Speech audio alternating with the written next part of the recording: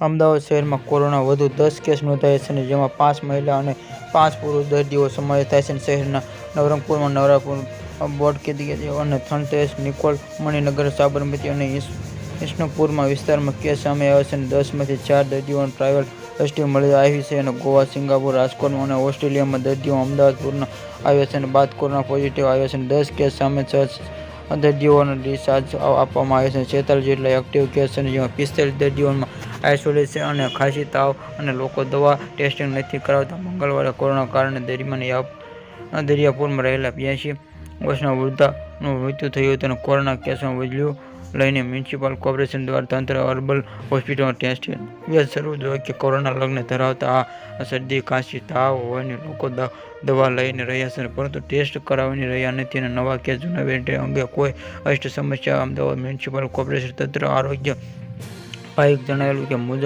દર્દીઓ corona positive આવી genome sequencing ખાતે મોકલી આપવામાં. હજી સુધી કોઈ વેરિયન્ટ રિપોર્ટ આવ્યો નથી. કોરોનાના રોજ કોરોના કેસમાં લઈને લોકો હજી ગંભીર નથી. અમદાવાદ મ્યુનિસિપલ કોર્પોરેશન આરોગ્ય વિભાગ દ્વારા શહેરમાં તમામ હર્બલ હેલ્થ સેન્ટરમાં મ્યુનિસિપલ કોર્પોરેશન કોરોના ટેસ્ટની વ્યવસ્થા કરવામાં આવી રહી છે. શહેરના વિવિધ વિસ્તારોમાં આવેલા હર્બલ હેલ્થ સેન્ટરોમાં ડોક્ટર દ્વારા આ દર્દીઓ કોરોના લક્ષણો જેવા ભારે ખાંસી જેવું જણાવ્યું કે કોરોના ટેસ્ટને માટે તેઓ કહેવામાં, પરંતુ મોટાભાગના દર્દીઓ કોરોના ટેસ્ટ કરાવી રહ્યા અંગેના તાવ કે દવા ટેસ્ટ કરાવી રહ્યા નથી અને તેઓ કોરોના ટેસ્ટ કરાવવામાં આવે છે.